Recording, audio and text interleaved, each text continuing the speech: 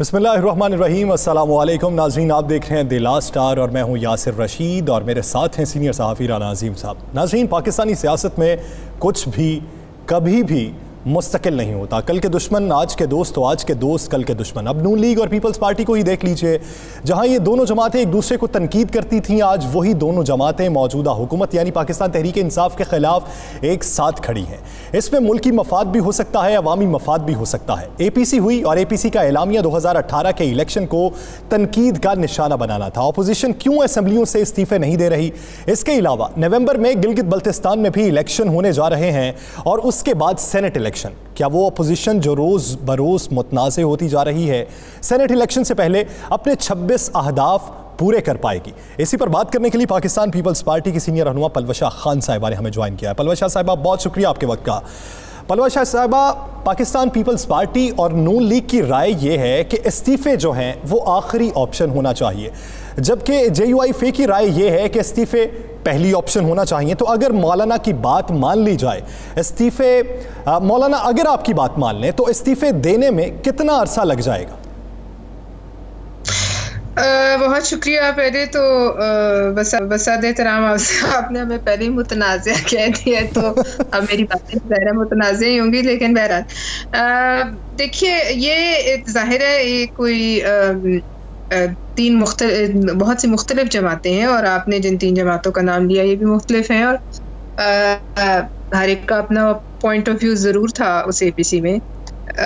मैं वहाँ थी, मैंने बहुत सी बातें सुनी, वो मैं शेख रशीद साहब की तरह डाइवर्ज नहीं कर सकती, लेकिन हर एक की अपनी राय थी और आखिर में जो डॉक्यूमेंट बना वो कई घंटों की बहस के बाद उसमें तमाम लोगों की इत्तफाक़ राय थी। लिहाजा जो आपके सामने है इस वक्त डॉक्यूमेंट, वो डॉक्यूमेंट जो है उसमें मौलाना साहब की राय भी शामिल है, हमारी है, बाकी जमातों की है, सब सिग्नेटरीज जो हैं। अब इससे पीछे हटने का किसी के पास जो है वो कोई ऑप्शन नहीं है। ये हतमी फैसला है और मैं ये कह सकती हूँ बिला खौफ तहदीद कि अब ये सब ने अपनी कश्तियाँ जला दी हैं। इसके बाद इस जो हमने दस्तखत किए हैं तो फिर इसके बाद या तख्त है या तख्ता है, इससे पीछे हटने का। और उसके अलावा एक it's not just an APC, इसके बाद आपने देखा है एक अलायंस बना है। तो राना साहब ज़्यादा बेहतर जानते हैं कि अलायंसेस की जो सियासत इस मुल्क में होती है उसके नतीजे में ज़रूर कोई ना कोई नतीजा निकलता है, चाहे वो PNA हो, ARD हो, MRD हो। तो वो तो बड़े बड़े आपके बुत थे, डिक्टेटर थे। ये हुकूमत तो मेरे ख्याल में उस जगह भी फिट हम इसको नहीं कर सकते, इनको डिक्टेटर भी नहीं। साहबा, चूँकि आपके जो 26 नकात हैं उसमें ये हुआ कहा गया कि जनवरी में इस्तीफ़ों के ऑप्शन पर लॉन्ग मार्च और उसके बाद इस्तीफ़ों के ऑप्शन पर गौर किया जाएगा, फैसला किया जाएगा। अब जनवरी के बाद मार्च में इलेक्शन है सेनेट के। एक तो बता दें, क्या ये सेनेट के इलेक्शन से पहले आप ये तमाम अपना जो आपका जो प्रोग्राम है उसे मुकम्मल कर लेंगे? और दूसरा, अगर इसी दौरान में जब आपकी तहरीक चल रही होती है तो बल्दियाती इलेक्शन अनाउंस हो जाते हैं, तो फिर क्या ये इत्तेहाद जो है बल्दियाती इलेक्शन में भी जाएगा या उसका भी बाइकाट करेगा? राना साहब, बॉयकॉट आपको पता है एक दफ़ा पाकिस्तान पीपल्स पार्टी ने किया है इंतखाबात का और उसके बाद एक बड़ा सबक सीखा है और वो ज़ियाउल हक के ज़माने में वो गलती तो मैं आपको ये कह सकती हूँ बिल्कुल नहीं करेंगे। लेकिन ये एक बड़ा सवाल है कि क्या हम इकट्ठे करेंगे या हम अलग होंगे एक दूसरे से इत्तेहाद में। तो ये अब देखिए उस वक़्त की बात है, ये अब बैठेंगे, एक रहबर कमेटी है और उस रहबर कमेटी और बाकी जमातें फैसला करेंगी। लेकिन यस, सेनेट के इंतखाबात एक बहुत बड़ा मरहला है और हम समझते हैं कि उससे पहले हुकूमत को चलता करना जो है बहुत ज़रूरी है। आज भी आप देखिए कि इन हालात में जब एक मुल्क भर में अरताश है और एजिटेशन की फ़िज़ा है, अगर आपको कोई गुम नज़र आ रहा है इस तमाम ये जो हो रहा है इस तमाम सीन से, तो वो वज़ीर आज़म साहब है। आपको वो कहीं नज़र नहीं आ रही। मतलब इस कदर इर्रेलेवेंट उन्होंने अपने आप को कर लिया है, वो हो चुके हैं कि इस वक्त वो कहीं इस लड़ाई में है ही नहीं किसी फरीक के तौर। जब अपोजिशन ये सोचती है कि हर हदफ में मौजूदा हुकूमत नाकाम हो चुकी है, तो फिर कोई स्टेप क्यों नहीं उठाया जाता? तहरीक अदम एतमाद भी अगर लाते हैं तो क्या उसका नतीजा सेनेट में जो हुआ या पार्लियामेंट में जो नए कानून पास हुए उस जैसा नहीं होगा? इसकी क्या एश्योरिटी होगी? इस्तीफे अगर दिए जाते हैं तो उस पर मुत्तफिक कौन होगा? क्योंकि अब तक की जो राय सामने आई है, यानी हम अगर तासुर देख लें तो उसमें हमें नहीं लगता कि पाकिस्तान पीपल्स पार्टी और पाकिस्तान मुस्लिम लीग नून इस्तीफे देने के मूड में है। मैंने आपसे कहा मूड चाहे कुछ भी हो, लेकिन जब हमने साइन कर लिए डॉक्यूमेंट पे तो मूड फिर हमें घर रखने पड़ेंगे, और फिर वही होगा कि जो एक हम दस्तावेज पे दस्तखत कर चुके हैं, एक फैसला है मुत्तफिक का, उसी पे अमल होगा। कोशिश और एक जमहूरी एहतजाज जो है, हमें इस बात की तवक्को है कि पाकिस्तान के अवाम इस वक्त यही चाहते हैं। आज आप देखिए कि जो अदवायात की कीमत में इजाफा हुआ है, 94 है कि 95 है कि 100 है। मुझे बताइए ऐसे माहौल में जो हुकूमत ये करे उसकी अकल पे मातम ही किया जा सकता है। और आप ये देख लीजिए कि एपीसी की कामयाबी, मैं समझती हूँ कि एपीसी की सबसे पहली कामयाबी के जो एक कहते रहे कि हम कोई तकरीर नहीं चलने देंगे, इस मुल्क के अवाम के घरों तक एक एक तकरीर पहुंची। ये पैमरा को आवाजें देते रहे, ये पैमरा को सिर्फ एक तकरीर नहीं पहुंची, एक तकरीर नहीं पहुंची। मौलाना फजलुर रहमान उसका गिला तो उन्होंने ऑन द टेबल रिकॉर्ड करवाया। हमने उनको जो है वो लिंक दिया था। मेरा ये छोटी बात है, इसको छोड़ें। लेकिन मैं आपको ये कह रही हूँ कि इनका जो है अपना जिस हुकूमत का दायरा इख्तियार बहादुर शाह जफर की तरह लाल किले से उसका बाहर नहीं था, और इनका सीडीए की हदूद से बाहर नहीं।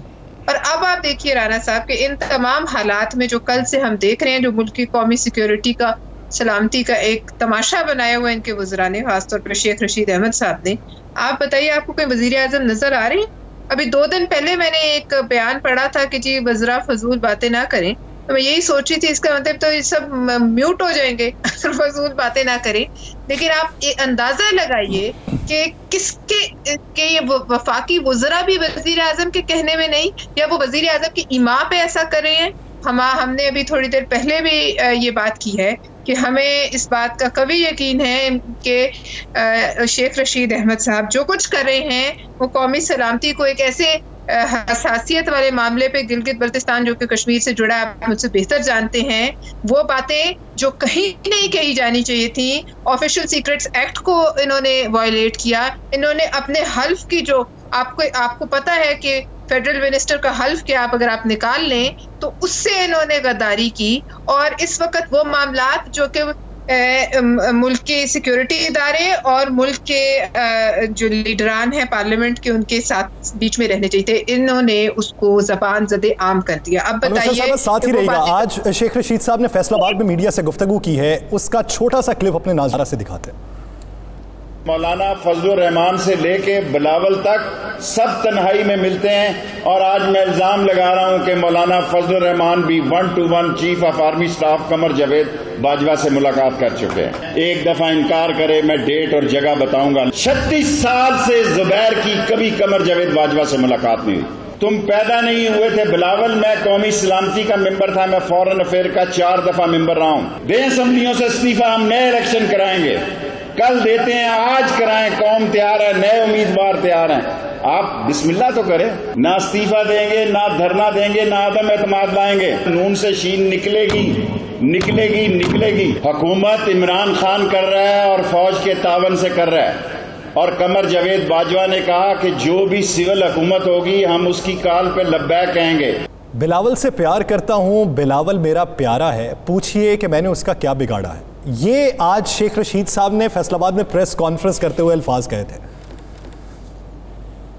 देखिए, मैं लेक्चर गुफ्तगू पे तो कोई आपको तबसरा नहीं दे सकती, और मुझे ये अफसोस है कि एक शख्स जो मौत को इतनी करीब से, भी कुछ दिन पहले कह रहे थे कि मैं मौत को करीब से हाथ लगा के आया हूँ, उसके बावजूद उस पर कोई असर ना हो, तो वो एक अफसोस की बात है। लेकिन बहरहाल ये मुझे ये बताइए, ये किसके कहने पे हो रहा है सब कुछ? कौन कितनी दफा आर्मी चीफ से मिला, कौन कितनी दफा ISI चीफ से मिला?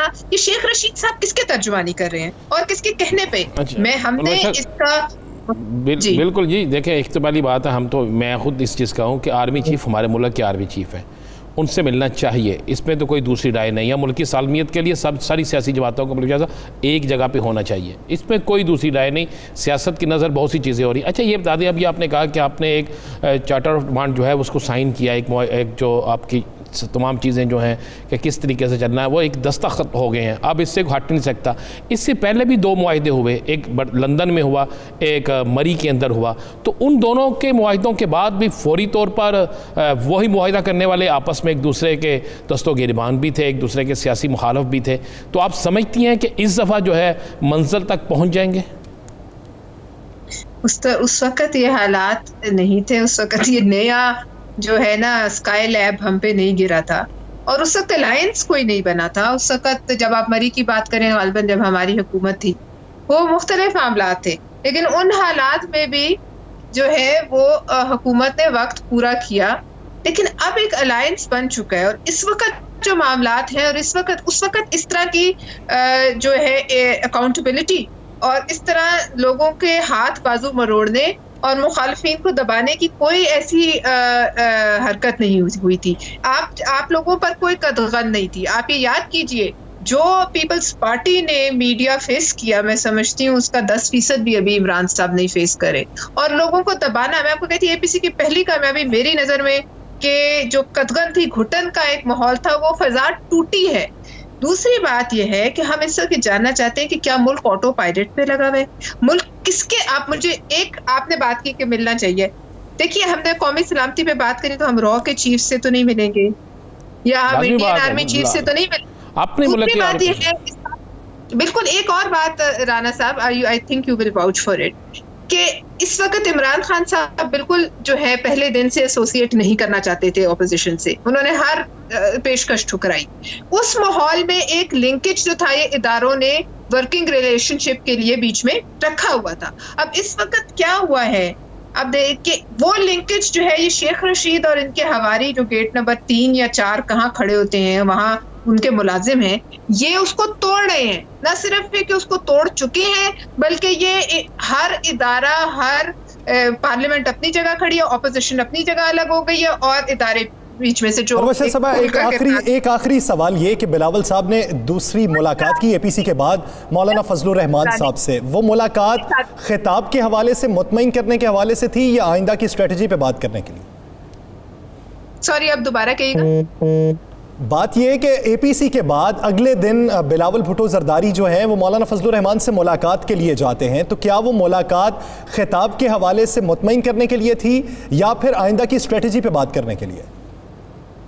नहीं जी, ऐसी कोई आपस में मुखासमत नहीं है, वो आइंदा की स्ट्रेटजी के मुतालिक ही थी। और अब तो जाहिर है आपस में साथ चलना है, और मौलाना साहब ने भी ऐलान कर दिया है और सब ने कर दिया, अब तबले जंग बच चुका है, अब जिसको उठाना है उठा लें। मंडे को शायद शहबाज शरीफ को उठा लें, जरदारी साहब के 4 मुकदमों में इनको इंडाइट करें, कोई पता नहीं, उनको उठा लें, अब जो मर्जी कर लें। अब फिर या तख्ता है फैसला, फिर मुल्क अब ट्विटर पे और फेसबुक पे और ये टॉक शोज और हमारी प्रेस कॉन्फ्रेंसेस में नहीं होना, अब फैसला इस मुल्क के गली मोहल्लों में और कॉन्स्टिट्यूशन एवेन्यू पे होना। अच्छा ये बता दें कि पहला जलसा, पहली रैली, पहला जुलूस जो भी आपने करना है, किस सूबे से, किस शहर से करने पर इत्तेफाक हुआ है, या किस राय, आपकी राय क्या है, कहाँ से शुरू किया जाए? देखिए अभी इस पे इत्तेफाक तो नहीं हुआ, मेरे ख्याल में डिस्कशन शायद शुरू हुई हो, लेकिन मेरा अंदाजा है कि पंजाब ही होगा जी। पंजाब ही होगा, सही।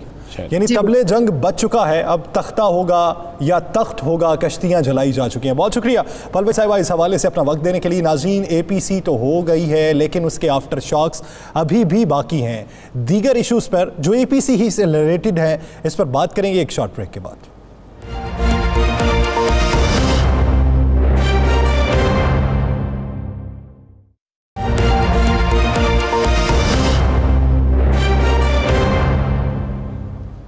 नाज़रीन, एपीसी तो हो चुकी है लेकिन उसके आफ्टर शॉक्स अभी भी बाकी हैं। रोज़ बरोज़ एक नई खबर आती है। शेख साहब ने पिंडोरा बॉक्स खोला हुआ है। हर रोज़ एक नई पेशीन गोई छोड़ते हैं और उसकी इब्तदाई तौर पर तो तरदीद आती है लेकिन फिर कुछ ही देर बाद उसकी तस्दीक भी हो जाती है। और आज एक नई उन्होंने पेशीन गोई भी की है। उसमें कितनी सदाकत है और पाकिस्तान मुस्लिम लीग नून का आइंदा मूव क्या होगा, एपीसी में किरदार क्या होगा, मियाँ मोहम्मद नवाज शरीफ साहब ने हिदायत क्या जारी की हैं, इसी बारे में बात करने के लिए पाकिस्तान मुस्लिम लीग नून के सीनियर रहनुमा senator general retired Abdul Qayyum साहब ने हमें ज्वाइन किया। जनरल साहब, बहुत शुक्रिया आपके वक्त का।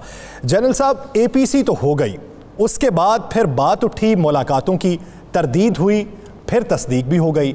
अब एक नई खबर आई, उसकी भी पहले तरदीद हुई, फिर तस्दीक हो गई। तो क्या मोहम्मद ज़ुबैर साहब ने जो आर्मी चीफ साहब से मुलाकात की थी, इसका इल्म मरियम नवाज साहिबा या मियाँ नवाज शरीफ साहब को पहले से नहीं था?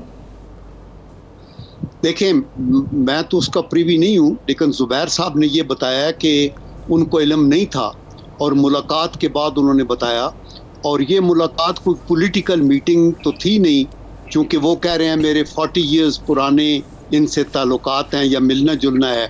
और असद उमर की बेटी की शादी पे मुलाकात हुई थी, तो उस वक़्त मेरे ख़्याल में उन्होंने ये तय हुआ कि मैं इस्लामाबाद में आऊँगा। तो चीफ वाज वेरी काइंड, उन्होंने टाइम दिया, वो मिल लिया उन्होंने। देखिए, मसला ये है कि आर्मी चीफ को या सर्विस चीफ को या किसी आर्म फोर्सेस के ऑफिसर को मिलना जो है, ये कोई गुनाह तो है नहीं। हम एक सोशल उसमें रहते हैं और हम पार्लियामेंटेरियंस भी मिलते भी हैं और ब्रीफिंग्स भी लेते हैं। मैं सेनेट की स्टैंडिंग कमेटी को और नेशनल असेंबली की कमेटी जो डिफेंस की है उसको लेके GHQ गया था। हम एयर हेडक्वार्टर में एयर चीफ से इंटरेक्शन करते रहे। हम जॉइंट चीफ ऑफ स्टाफ जो हैं हमारे जनरल ज़ुबैर साहब के ऑफिस में गए, वहाँ मीटिंग्स हुई, किया। तो मेरे ख्याल में ये कोई बहुत बड़ी बात नहीं है और ज़ुबैर एडमिट किया है, उसने कोई डिनाई नहीं किया, वो मिला था और ये अच्छी बात है और मुलाकातें होती रहती हैं। बहुत अच्छी बात आपने की जनरल साहब के, बहुत अच्छी बात की आपने कि मुलाकातें होनी चाहिए। बिल्कुल, अगर हमने अपने मुल्क के आर्मी चीफ से नहीं मिलना तो किससे मिलना है? तो फिर आज मियाँ नवाज शरीफ साहब ने जो थोड़ी देर पहले एक ट्वीट किया है जिसमें आपने वो ट्वीट के अल्फाज सुने होंगे, तो मुझे बताएं, क्या आपकी राय में मुलाकातें होनी चाहिए? आपकी राय में मिलना भी चाहिए, बिल्कुल ठीक है, हम भी ये कहते हैं। तो मियाँ नवाज शरीफ साहब की राय में तो फिर नहीं मिलना चाहिए। आज का जो उनका ट्वीट है वो तो बड़ा, अभी चंद दिन पहले जो आया है वो बड़ा सख्त सा ट्वीट है। देखिए, मैंने ट्वीट ऑनेस्टली नहीं देखा, चूंकि मैं आपको बता देता हूँ। उनका ट्वीट ये है कि आज के बाद कोई मुस्लिम लीग नून का अरकान असम्बली, सेनेटर, पार्लियामेंट का रुकन, कोई मुस्लिम लीगी ज़िम्मेदार जो है, ना किसी अस्करी क़यादत, ना किसी खुफिया एजेंसी के किसी भी ज़िम्मेदार से मुलाकात नहीं करेगा। अगर किसी को कौमी सलामती के मामले में जाना होगा, पहले बता के एलानिया उसके बाद जाएगा। ये जी मियाँ साहब का है। मुझे बताएं, ये क्या इतना सख्त? बात ये है कि ये जो कौमी सलामती के इश्यूज के ऊपर तो मुलाकातें तब भी होती हैं जब रूल्स और आईनी जो पोजीशन है वो अलाउ करती है, और उसके ऊपर ब्रीफिंग्स भी होती हैं। GHQ में जाके वो उनके अपने मैप्स वगैरह हैं, वहाँ उनके पास ट्रेनिंग एड होती हैं। एयर हेडक्वार्टर में जाते हैं, वहाँ उनका पूरा एक इलेक्ट्रॉनिक सिस्टम है जिस पे वो ब्रीफ करते हैं। तो ये तो मतलब है होता रहता है। बाकी मियाँ साहब की बात इस हद तक ठीक है कि आप किसी पॉलिटिकल इशू को लेके, तो देयर इज नो क्वेश्चन, या कोई पॉलिटिकल इशू डिस्कस करने के लिए ये लफ्ज़ नहीं लिखा उन्होंने पॉलिटिकल इशू, ये लफ्ज़ उन्होंने अपने ट्वीट में नहीं लिखा। उन्होंने मुकम्मल तौर पे कहा, देखिए मैं वही अर्ज कर रहा हूँ जनरल साहब, जो उनका ट्वीट है मैं आपको हर्फ ब हर्फ पढ़ के सुनाया है। उन्होंने अपने ट्वीट में किसी जगह नहीं लिखा पॉलिटिकल। मकसद यह है कि आप उनसे क्लैरिफाई करें, तो आई एम श्योर। देखिए, हम एक सोसाइटी में रहते हैं, हम एक दूसरे को जानते हैं, हमारी एसोसिएशन है, पॉलिटिक्स के अंदर भी, बिजनेस में भी, आर्म फोर्सेस के शादियां हैं, गमियां हैं, आप जनाजों पे जाते हैं, आप वेडिंग्स पे जाते हैं, आप बहुत सी जगहों के ऊपर आप इकट्ठे होते हैं। तो आई डोंट थिंक सो कि उनकी स्पिरिट ये है, उनको भी इस चीज़ का पता है।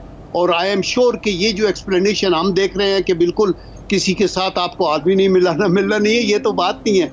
आर्म्ड फोर्सेस कौम की खोक से पैदा हुई है और आर्म्ड फोर्सेस जो है वो हमारे दिल के करीब है, और इंस्टीट्यूशन की जितनी रिस्पेक्ट हम करते हैं उससे ज़्यादा मियाँ साहब करते हैं। और मियाँ साहब ने आर्म फोर्सेस की अपनी भी अभी भी स्पीच में ये कहा कि हम इनको बेहतर मशीन बनाएंगे, हमने इनको न्यूक्लियर कैपेबिलिटी दी है। तो आई डोंट थिंक सो कि एनी जी होश इंसान मुल्क के अंदर रह के और इतने बड़े ओहदे के ऊपर हो के तो वो ये कह सकता है कि हमारा कोई बाईकाट किसी इंस्टीट्यूशन से करेंगे। जनरल साहब, आप भी एस्टेब्लिशमेंट से वाबस्ता रहे, अहम ओहदे पर रहे हैं, तो एक सियासी जमात जो जिसके सरबराह अपनी तकारीर में एस्टेब्लिशमेंट को हदफ़े तनकीद बनाएं, फिर इस तरह की ट्वीट्स करें, तो आम आदमी के जहन में तो ये बात आती है ना कि बात किसके अगेंस्ट की जा रही है, ये हमारे खिलाफ है या फौज हमारे खिलाफ है?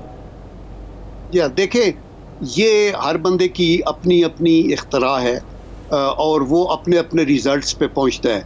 हम ये समझते हैं कि मियाँ साहब जो हैं उनका जो मेन ऑब्जेक्शन अपने तौर पे जो वो समझते हैं कि उनके साथ ज़्यादती हुई है, वो उनके गिले शिकवे अदलिया के साथ हैं। बिकॉज अदालत ने ही उनको उधर से डिपोज किया, अदालत ने उनकी प्रेसिडेंशियल शिप हटाई, अदालतों के अंदर ही वो तकरीबन 1 महीने में 100 से ज़्यादा या 2 महीनों में पेशियाँ करते रहे और उनके ख़िलाफ़ फैसले आए। फिर वो जो जज चला गया। तो मकसद ये है कि आप इसकी जितनी हेयर स्प्लिटिंग करें वो आप कर सकते हैं, but the net result is कि पाकिस्तान की सारी जमातें, सारे तबका फ़िक्र के लोग अपनी आर्म्ड फोर्सेस से मोहब्बत करते हैं। उसकी वजह यह है कि हमारी पार्टियों के पास फॉलोइंग करोड़ की होगी, 1.5 करोड़ की होगी। अफवाज पाकिस्तान की फॉलोइंग भी तकरीबन 20 करोड़ लोगों की है। और इसी तरह है ये मैं जनरल साहब आपकी बात को आगे लेके जाता हूँ। आपने बड़ी अच्छी बात की, लेकिन मेरा ख्याल है मियाँ नवाज शरीफ साहब की तकरीर और उसके अगले दिन मरियम नवाज साहबा का बयान जो है, अगर आपने सुना है दोनों चीज़ें, तो ज़रा उसमें हमें, ताकि कौम जानना चाहती है, आपके ज़रिए जानना चाहती है। पहली तकरीर जो थी उसमें उन्होंने सिर्फ तनकीद का निशाना एस्टेब्लिशमेंट को बनाया जो ABC में की। उसमें मुझे किसी एक जगह बता दें जहाँ पे उन्होंने जिक्र किया है कि फ़लाँ फैसले से मुझे नुकसान किया गया यहाँ, उसमें सिर्फ एस्टेब्लिशमेंट को उन्होंने बनाया। और मरियम साहबा ने भी अगले दिन एस्टेब्लिशमेंट को बनाया। आप बिल्कुल दुरुस्त कह रहे हैं कि पाक फ़ौज से सारी दुनिया, पाकिस्तान में सबसे बड़ी कुव्वत ही पाक फ़ौज है, इसमें कोई दूसरी राय नहीं है। मियाँ साहब एक कौम के लीडर हैं, लोगों ने, अवाम ने उनको फॉलो करना है, तो जब वो जो बयान देंगे तो फिर तो लोग उसी को समझेंगे ना। नहीं, देखें मेरे भाई, बात यह है कि जब आप एस्टेब्लिशमेंट की बात करते हैं तो इट्स अ वाइड टर्मिनोलॉजी। इसके अंदर सारे ब्यूरोक्रेट्स भी आते हैं, इंस्टीट्यूशंस भी आते हैं। जनरल साहब, ये आपको भी पता है, ये हमें भी पता है कि हम एस्टेब्लिशमेंट अपने लिए सेफ साइड के तौर पे इस्तेमाल करते हैं। हदफ एक ही इंस्टीट्यूट को बनाया जाता है। लेकिन जनरल साहब, अगर आप टॉक शो में आप ये बात करेंगे तो फिर हम सबको हंसी तो आएगी कि आप भी जो सब समझते हैं। कौन से चले, कोई एक ब्यूरोक्रेट बता दे जिस ब्यूरोक्रेट की वजह से मियाँ साहब गए जी। कोई एक ब्यूरोक्रेट ये कब होता है ना। देखिए, बात जब जहां तक उन्होंने बात की, हमें उस तक ही लेना चाहिए। आगे जब हम कंक्लूजन्स ड्रा करते हैं तो वो फिर हर बंदे की अपनी सोच के मुताबिक है। मैं आपको ये कहना चाहता हूँ कि कायद-ए-आज़म मोहम्मद अली जिन्नाह ने भी अपने तौर पे यही कहा, बुनियादी तौर पे ट्राइकॉटमी ऑफ पावर की उन्होंने बात की कि अपने अपने दायरे में रह के अदलिया, मुकन्ना, एग्जेक्टिव वो अपना अपना काम करे।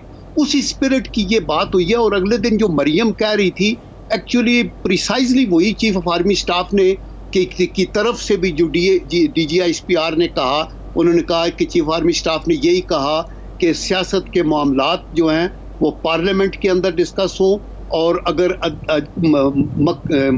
इशू केसेस का है तो वो अदलिया के पास हो। और ये एक एस्टैब्लिश्ड पोजीशन है, इसको आप समझते हैं ना। DGISPR ने दुरुस्त कहा, DGISPR तर्जमान है, इसी तरह है ना। तो फिर मुझे जब DGISPR ये खुद कह रहे हैं कि मियाँ नवाज शरीफ और मरियम नवाज के हवाले से ये बात करने आए, तो फिर पहली मुलाकात के बाद तो जाके ज़ुबैर साहब ने बता दिया, फिर दूसरी मुलाकात के बाद भी जाके बताया, तो पहली मुलाकात के बाद मरियम साहिबा ने उसे पाबंद क्यों नहीं किया कि आपने हमारी रियायत के लिए कुछ सियासी बात करने के लिए नहीं जाना?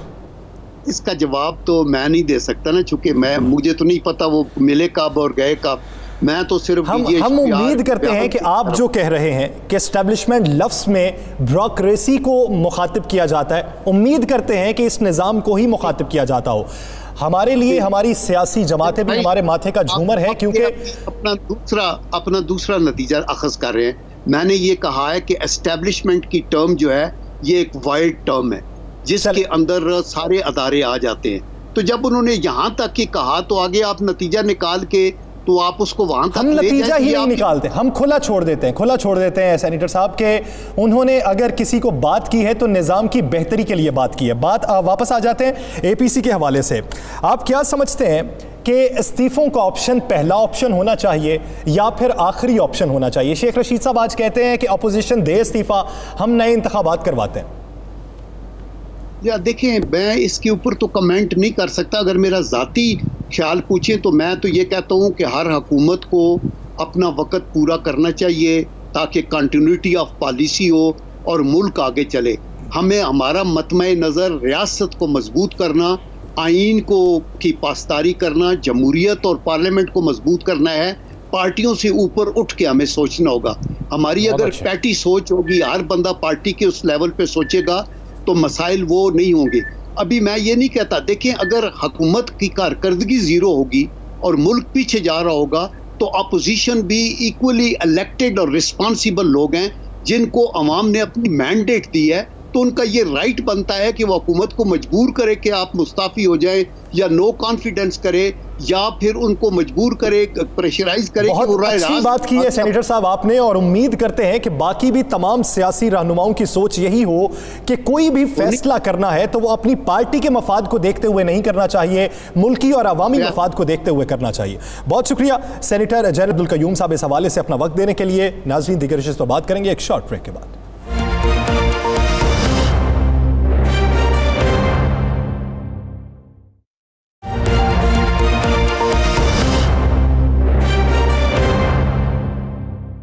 नाज़रीन, ऑल पार्टीज कॉन्फ्रेंस तो हो गई लेकिन आफ्टर शॉक्स रुकने का नाम नहीं ले रहे। पहले शहबाज शरीफ, ख्वाजा आसिफ और एहसन इकबाल की अस्करी क़यादत से मुलाकातों के चर्चे थे, लेकिन इन मुलाकातों में एक नाम और भी शामिल हुआ है और वो है मोहम्मद ज़ुबैर साहब का, जिन्होंने मुलाकात की तस्दीक भी कर दी है। लेकिन किसी चैनल पर कहा कि मरीम के इल्म में उनकी मुलाकातें थीं, तो किसी चैनल पर कहा कि मरीम नवाज़ को मुलाकात का इल्म नहीं था। क्या वजह है कि सियासी जमातें जिन पर तनकीद करती हैं उनसे मुलाकातें भी करती हैं, या फिर इस तरह के इदारों पर तनकीद करना फैशन बन चुका है? इसी पर बात करने के लिए पाकिस्तान मुस्लिम लीग ज़िया के सरबरा एजाजुल हक साहब ने हमें ज्वाइन किया। एजाजुल हक साहब, बहुत शुक्रिया आपके वक्त का।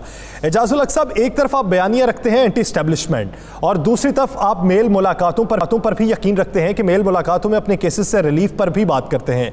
एक नाम सामने आता है, फिर दूसरा नाम सामने आता है। अब शेख साहब ने मौलाना फजलुर रहमान का भी नाम आया कर दिया है कि उन्होंने भी 1-to-1 मुलाकात की आर्मी चीफ से। अब ये नहीं बताया कि किस इशू पर मुलाकात की थी। तो क्या समझते हैं कि ये जो अपोजिशन की जमातें हैं बयानियां अपना कुछ रखती हैं और अंदरूनी तौर पर इनके मामलात कुछ और होते हैं? देखिए, ये तो पाकिस्तान की अगर आप तारीख उठा के देखें, जो जमहूरी तारीख है, उसमें कोई भी ऐसा द्वार नहीं गुजरा जिसके अंदर के एस्टेब्लिशमेंट की आशीर्वाद के बगैर कोई हुकूमत आई हो। और जो भी हुकूमत होती है, जो अपोजिशन होती है, वो भी GHQ का, जैसे शेख साहब कहते हैं, गेट नंबर 4 की ही चक्कर लगाते रहते हैं वो। तो ये तो अभी कुछ नाम सामने आ गए मजबूरी के तहत, क्योंकि उन्होंने एक ऐसा बयान दे दिया था कि जी सियासतदानों को मिलना नहीं चाहिए और ये बातें जो है पार्लियामेंट के अंदर करनी चाहिए। अभी तो बहुत से ऐसे नाम हैं जिनका इंकशाफ ही नहीं हुआ। अगर उनके नाम जब सामने आएंगे तो आप हैरान रह जाएंगे कि क्या ये भी था, ये भी था, ये भी था। तो जैसे मैंने पहले कहा था कि इस APC के बाद भी एक NRO की कोशिश की जाएगी, जिस तरह के पिछले APC में अगर आपने देखा हो, जो चार्टर ऑफ डेमोक्रेसी हुआ था, उसमें ये तय किया था तमाम जमातों ने कि जो जमात एस्टेब्लिशमेंट के साथ राब्ते करेगी हम उसके साथ बायकॉट करेंगे। और जिस जमात ने वो APC बुलाई थी लंदन में, उसी जमात ने बाद में परवेज मुशर्रफ के साथ मिलकर NRO किया और दुबई में मीटिंग्स की और अमेरिका को बीच में सालिस बनवाया।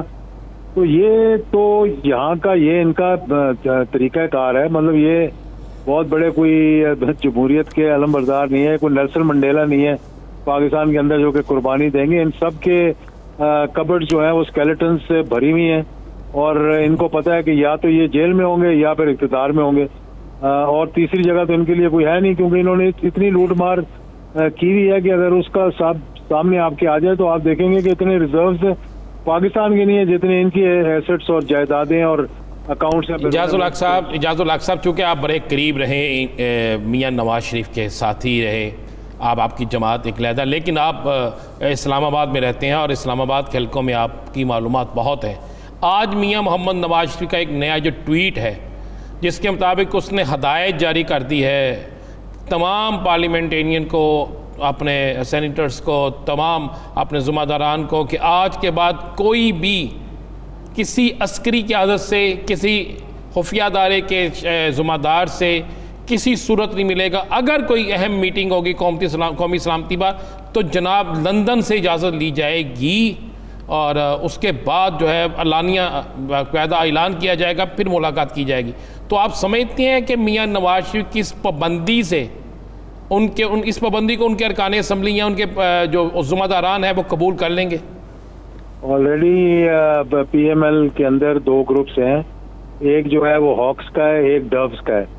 एक ग्रुप कहता है कि लड़ो मरो, जो कि नवाज शरीफ की जो है सियासी जानशीन वो लेकर चल रही हैं, और दूसरी तरफ उनके भाई हैं जो कि जब यही तो बात की जा रही है कि नून और शीन जो है वो सामने आ जाएंगी खुलकर, वो चाह रहे हैं कि किसी न किसी तरह से एस्टेब्लिशमेंट का आशीर्वाद लें, अपने केसेस को मतलब एक कोने में डाल दें और किसी न किसी तरह से इक़्तिदार की लाइन में लग जाए। अगर अभी फौरी इक़्तिदार में नहीं भी आते तो उनकी मर्जी से आगे लेकिन यानी ख्वाहिशात हैं, ख्वाहिशात पूरी ना होने पे फिर बयानिया तब्दील हो जाता है। बहुत शुक्रिया इजाज़त हवाले से अपना वक्त देने के लिए। नाज़रीन, APC के इसी मामले पर और इसी मेल मुलाकातों पर बात करने के लिए वज़ीर आज़म के मुआविन खुसूसी डॉक्टर शहबाज गिल साहब ने हमें ज्वाइन किया। डॉक्टर साहब बहुत शुक्रिया आपके वक्त का। डॉक्टर साहब, सबसे पहले मुलाकातों की बात करते हैं। मोहम्मद ज़ुबैर साहब का नाम सामने आया, शेख रशीद साहब ने सबसे पहले बात की थी, नाम तो वो सामने नहीं लेके आए थे। तो अगर शेख साहब को इन मुलाकातों का इल्म है तो यकीनन फिर वज़ीर आज़म इमरान खान साहब को भी इन मुलाकातों का इल्म होगा, तो वो क्या राय रखते हैं इन मुलाकातों पे? जी बिस्मिल्लाहिर्रहमानिर्रहीम, बहुत शुक्रिया आपका। देखिए, 2 बातें हैं इसमें बहुत ही इंपॉर्टेंट है।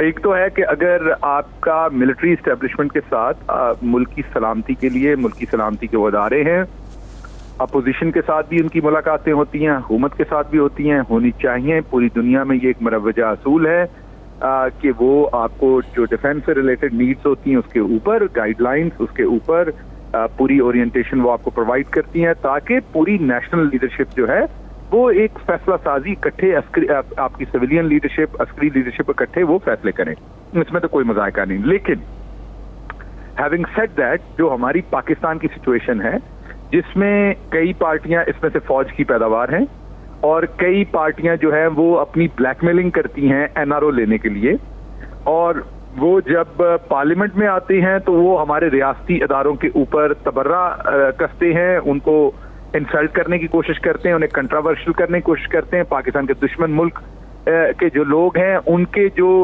ख्यालात हैं वही वो फरमाते हैं। जैसे नवाज शरीफ साहब की जो रीसेंट जो तकरीर है वो सबसे ज्यादा इंडिया के अंदर पॉपुलर हुई, सबसे ज्यादा इंडिया, हुसैन हक्कानी ग्रुप, इन लोगों ने उस तकरीर के ऊपर सबसे ज्यादा तालियां बजाई, सबसे ज्यादा खुशी के शादियाने वहां बजे, क्योंकि नवाज शरीफ साहब ने वही जुबान बोली जो इंडिया बोल रहा है, जो हुसैन हक्कानी ग्रुप बोल रहा है।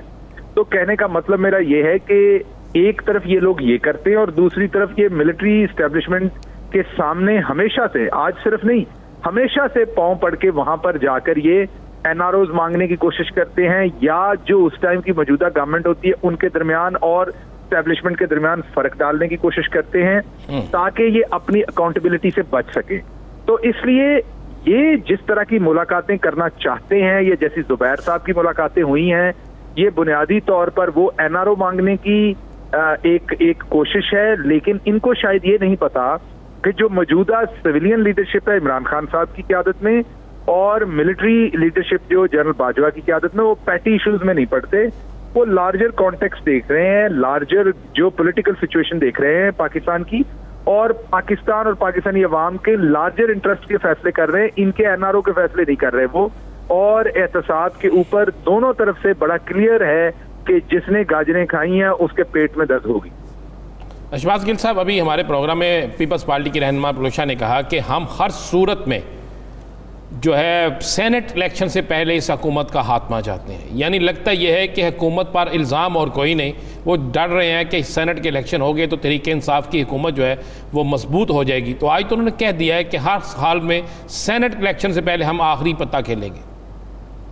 देखिए ये उनकी ख्वाहिश है, और उनकी ख्वाहिश तो ये पहले दिन से है कि हुकूमत एक दिन ना चले। इनकी ख्वाहिशों के जैसे देखें, जो गिद्दें होती हैं ना, वो हर चलते फिरते इंसान के बारे में समझती हैं, जानवर के बारे में, किसी भी चीज के, ये मरे गिरे इसकी लाश को हम फिर खाएं, तो ये तो उनकी ख्वाहिश हो सकती है ना।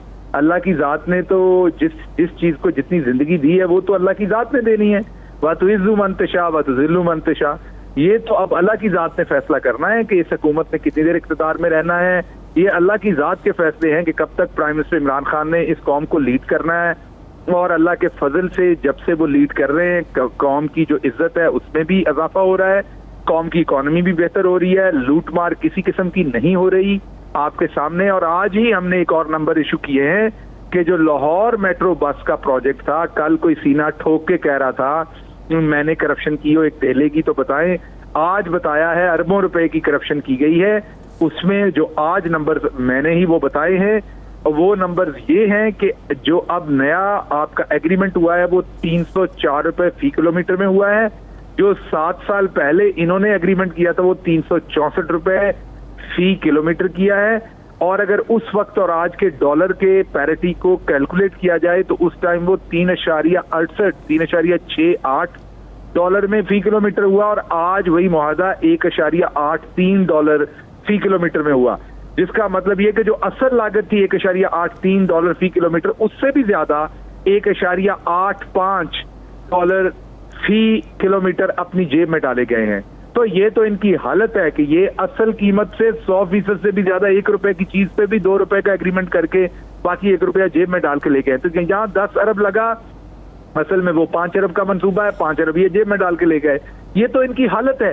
तो बुनियादी तौर पर ना आज करप्शन हो रही है, मुल्क की इज्जत में इजाफा हो रहा है, जिस इकोनॉमी को ये बैंक करप्ट करके गए थे उसको बेहतर कर रहे हैं। आलमी जो बरादरी है उसमें पाकिस्तान इज्जत और तकरीम अल्लाह के फजल से इजाफा हो रहा है, अफगान पीस अमल हो रहा है, हमारा सीपैक आगे बढ़ रहा है। तो हर जगह के ऊपर हुकूमत बहुत अच्छा परफॉर्म कर रही है। ये अब गिद्धों की ख्वाहिशों के ऊपर तो कुछ नहीं होना। अच्छा शहबाज साहब, आज एक ट्वीट किया है मियां मोहम्मद नवाज शरीफ ने, जिसमें उन्होंने बड़ा सख्ती से पाबंदी लगा दी है, बल्कि ये ट्वीट तो मैं कहूँगा मियां शहबाज शरीफ पे खुद का हमला किया है कि उन्होंने पाबंदी लगा दिया है कि आज के बाद उनके पार्लियामेंटेरियन में से कोई शख्स भी जो है वो किसी भी अस्करी की आदत से, किसी खुफिया अदारे के अहम शख्सियत से मुलाकात नहीं करेगा। तो हमें तो समझ नहीं आ रही उस ट्वीट को देख के, क्या हमारे अदारे हमारे नहीं हैं? देखिए, कुछ गलतियां कौमी गलतियां होती हैं। नवाज शरीफ एक कौमी गलती है। मैं ये सख्त बात इसलिए कह रहा हूँ कि नवाज शरीफ भी और अल्ताफ हुसैन भी दोनों एक कौमी गलतियां हैं हमारी।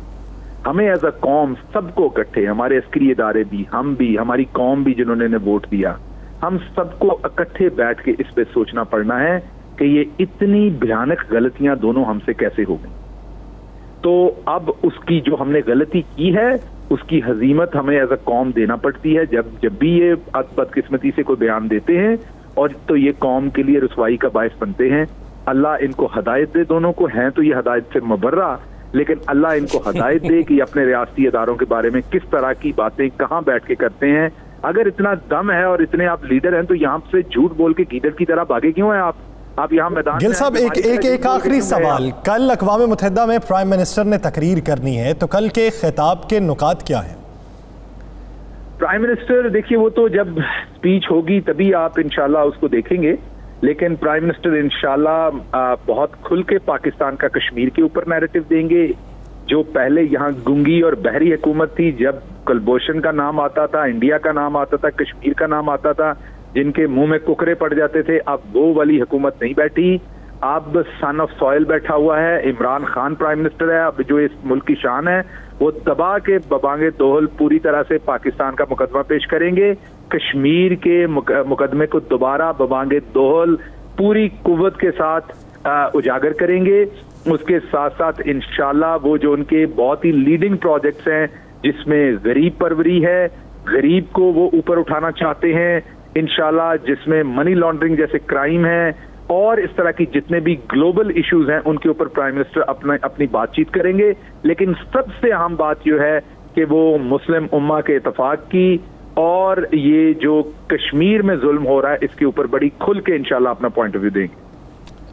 एक आखिरी सवाल का जवाब दे दीजिएगा, बल्दियाती इलेक्शन इसी साल करवा रहे हैं या बल्दियाती इलेक्शन आगे ले जाने का फैसला हो गया? देखिए, ये पंजाब गवर्नमेंट को फैसला करने देते हैं, ये उनका प्रेरोगेटिव है। तो पंजाब गवर्नमेंट जो भी पंजाब में फैसला करेगी, सेंटर को डेफिनेटली सेंटर से सपोर्ट करेगा। उनको पता है सूबे में किस तरह के जो इंतजामी मामलात हैं, या आपके सामने कोविड है, स्कूल अभी खुल रहे हैं, जो भी जिस तरह से भी वो सिचुएशन देख रहे हैं। आपको पता है कि इलेक्शन में फिर टीचर्स की ड्यूटी लगती है, तमाम चीजें हैं। तो अपने सारे इंतजामी मामलात, इंतजामी रिसोर्सेज को देखते हुए वो जो फैसला करेंगे सेंटर सपोर्ट करेगा। पंजाब से तहरीक शुरू करने का ऐलान कर दिया पीपल्स पार्टी ने कि मुत्तहिदा अपोजिशन का पहला जलसा पंजाब से होगा। ये ऐसा ही है जैसे मैं कहूँ कि अब मतलब ये वैसी बात तो नहीं है, लेकिन मैं अब ये ना कहते हैं कि मैंने इन्हें पाकिस्तान से बाहर निकाल दिया, ऐसी बात नहीं। They are very much Pakistani और हम उनकी पाकिस्तानियत पे नहीं बात कर रहे। लेकिन ये मैं ऐसे ही समझा रहा हूँ जैसे मैं कहूँ मैंने अर्जेंटीना के सदर का इलेक्शन लड़ने का ऐलान कर दिया। तो इसकी क्या फादियत होगी मुझे बताएं। मुझे वहाँ 4 ही वोट पड़ेंगे ना अर्जेंटीना में, अगर कोई 2-4 दोस्त हुए, चाहे 4 भी ना पड़े। तो अब पंजाब में ये क्या मतलब, एक कायरा साहब वोट दे देंगे, एतराज साहब शायद लास्ट टाइम पे ना दे, लास्ट मिनट पे। तो पंजाब में ये अंदरूनी सिंध की पार्टी या पीपल्स पार्टी, तो ये पंजाब में तहरीक से क्या फर्क पड़ना है। यानी एपीसी की किसी मूवमेंट से पाकिस्तान तहरीक इंसाफ की हुकूमत या पंजाब हुकूमत को कोई फर्क नहीं पड़ने वाला। बहुत शुक्रिया डॉक्टर शहबाज गिल साहब इस हवाले से अपना वक्त देने के लिए। नाज़रीन, दीगर इश्यूज़ पर बात करेंगे एक शॉर्ट ब्रेक के बाद।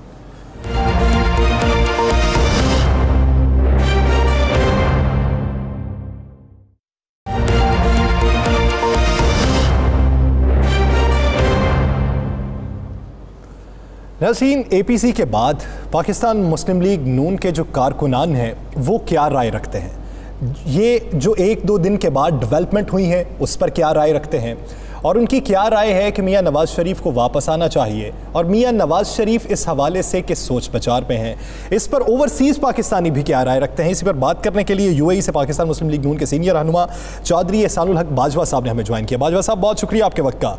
बाजवा साहब, सियासत के इशू पे तो बाद में बात करेंगे, पहले मुआशी और रोज़मर्रा के मामलात पे बात कर लें, क्योंकि ये एक ऐसा वक्त है, ऐसा दौर है जिसमें मुआशी तौर पर पूरी दुनिया को धचका लगा है। तो इस वक्त में ओवरसीज़ पाकिस्तानी कौन से हालात से गुजर रहे हैं? बिस्मिल्लाहिर्रहमानिर्रहीम जी, थैंक यू वेरी मच जनाब, आपने मुझे मौका दिया।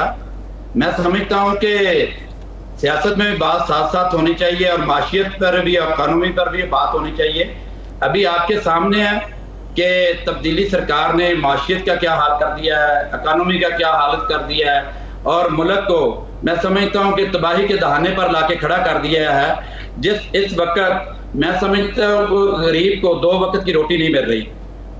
आटा चीनी की कीमत क्या हो गई है, गंदम की क्या हो गई है, पेट्रोल की क्या हो गई है, डॉलर की क्या हो गई है, सोने का रेट कहाँ पहुंच गया है। तो मैं समझता हूँ गरीब आदमी तो दर हो गया। तो मैं समझता हूँ कि इस वक्त मुल्क बदतरीन हालात में है। जितनी जल्दी हो सके तब्दीली सरकार की हुकूमत को जाना चाहिए और तब्दीली आनी चाहिए पाकिस्तान। लेकिन ओवरसीज पाकिस्तानियों के लिए तो पाकिस्तानी हुकूमत कहती है हमने बहुत कुछ किया है। इस वक्त मैं समझता हूँ ना सिर्फ यूएई में, सऊदी अरब, कतर, बहरीन और ईरान और इराक से मुझे डेली रब्ता किया जा रहा है, और लोग जो पीटीआई के बहुत मतवाले थे, जो पीटीआई के बहुत चाहने वाले थे, यकीन कर जोक दर जोक मुस्लिम लीग नून में शामिल हो रहे हैं और हर रोज शामिल हो रहे हैं। मेरे भाई, ये कहाँ इन्होंने दिया है? मुझे ये बता दें, आप मियां नवाज शरीफ के बड़े करीब तरीन है और नवाज शरीफ के करीबी साथियों में आपका शुमार होता है। मियां नवाज शरीफ साहब क्या इस साल में या अगले साल में पाकिस्तान आने का इरादा रखते हैं? राना अजीम साहब, बड़ा जबरदस्त सवाल किया आपने। आपका बहुत शुक्रिया, आपने मुझे मौका दिया बोलने का। तो आपको वो वक्त 2018 का राना अजीम साहब याद होगा कि जब मियां मोहम्मद नवाज शरीफ 2018 में उस वक्त पाकिस्तान वापस आए, जब उनकी अहलिया मोहतरमा नवाज शदीद बीमार थी, बिस्तरे मर्ग पर थी, और मियां मोहम्मद नवाज शरीफ वो मेरा कायद है कि जो अपनी बेटी मोहतरमा मरियम नवाज को साथ लेके पाकिस्तान वापस आए। कब आ रहे हैं बाजवा साहब? अब बिल्कुल हो गए। लेकिन मेरी बात सुनने राणा साहब, मेरी बात, अब वो वक्त है कि हमें भी पता है, आपको भी पता है, वो 75 प्लस उनकी एज है और मियां नवाज शरीफ शदीद बीमार हैं। एक नहीं, आपके सामने उन डॉक्टरों की रिपोर्ट है, वो पाकिस्तानी डॉक्टरों की रिपोर्ट है कि उनको कितनी बीमारियां लाहक हैं। लेकिन मैं समझता हूं मेरा, कारकुनों का और तमाम वोटर का और हमारी मर्कज़ी क़यादत का ये इसरार है कि जब तक मियाँ साहब बिल्कुल तंदुरुस्त ना होए पाकिस्तान वापस हम नहीं आने देंगे। इंशाल्लाह मियाँ मोहम्मद नवाज शरीफ सेहतयाब होंगे और वो बहुत जल्द पाकिस्तान वापस इसका मतलब है मियाँ नवाज शरीफ को पाकिस्तान आने से रोकने में मुस्लिम लीग नून की क़यादत और रहनुमाई किरदार अदा कर रहे हैं। तो ये ऐसे ही शोर डालते हैं, कोई शक नहीं। मुस्लिम लीग नून के कुछ लोगों ने शोर डाला कि मियाँ नवाज शरीफ को पाकिस्तान ना आने के लिए हुकूमत चाह रही है कि वो ना ही आए। तो फिर क्या हुकूमत चाह रही है या आप चाह रहे हैं वो भी ना आए? और ये कितना अरसे तक तंदुरुस्त हो जाएंगे? वैसे ये मेरी बड़ी ज़बरदस्त सवाल किया है। मुस्लिम लीग नून की क़यादत तो सिर्फ मियाँ नवाज शरीफ की शख्सियत से प्यार है और मियाँ नवाज शरीफ को पाकिस्तान से मोहब्बत है, प्यार है और वो प्यार का रिश्ता उन्होंने निभाया है पाकिस्तान से। तो फिर पाकिस्तान में इलाज क्यों नहीं कराते? पाकिस्तान आना चाहते हैं, हम लोग उनको नहीं आने दे रहे क्योंकि वो बीमार हैं, उनकी शख्सियत बहुत अजीम है, उन्होंने ही पाकिस्तान को आगे लेके जाना है, इसलिए वो पाकिस्तान ठीक होंगे तो आएंगे। चले, आपकी तरफ से इजाजत कब तक मुतवक्के है? पीटीआई की बात, पीटीआई सिर्फ शोर डाल रही है। मेरी बात सुने राणा दीन साहब, पीटीआई शोर डाल रही है। मैं समझता हूँ कि पीटीआई जब दिल से कहेगी जब मियां नवाज शरीफ आएंगे तो पीटीआई तार हो जाएगी, कोई चीज बाकी नहीं बचेगी, वो ऊपर से तो फिर आप इंतजार किसका कर रहे हैं? फिर इंतजार किसका? आपकी तरफ से कब तक इजाजत मिलने का इम्कान है कि मियां नवाज शरीफ पाकिस्तान आ जाए? कब तक इजाजत मिलने का इम्कान है? बहुत जल्द मियां नवाज शरीफ इंशाल्लाह उनका हार्ट का ऑपरेशन हो जाएगा और बहुत जल्द वापस आएंगे इंशाल्लाह। बाजवा साहब, एक आखिरी सवाल ये कि पाकिस्तान मुस्लिम लीग नून के जो कारकुनान हैं जो ओवरसीज भी हैं, वो मोहम्मद जुबैर साहब के आर्मी चीफ से मियां मोहम्मद नवाज शरीफ और मरियम नवाज के केसेस के हवाले से मिलने पर क्या राय रखते हैं? यासिर साहब बड़े ज़बरदस्त बात की। मैं समझता हूं कि मोहम्मद जुबैर साहब पार्टी के अहम बहुत उम्मीदवार आदमी हैं। उन्होंने कहा कि मेरा तल्लक जनरल बाजवा साहब से 40 साल पुराना है, काले दौर का तल्लक है।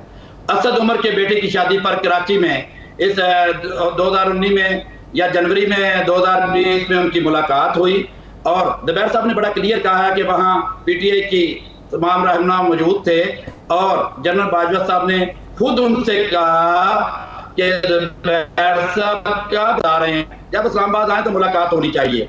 तो मैं समझता हूँ कि मियाँ उस वक्त जो है कि कोरोना का मसला हो गया, वो नहीं आ सके, जिसकी वजह से वो जी बिल्कुल। बाजवा साहब, ये आपने ये बात हम कल से सुन रहे हैं। सर ये बता दें, आप समझते हैं कि उन्होंने नवाज शरीफ और मरियम के लिए कोई बात नहीं की?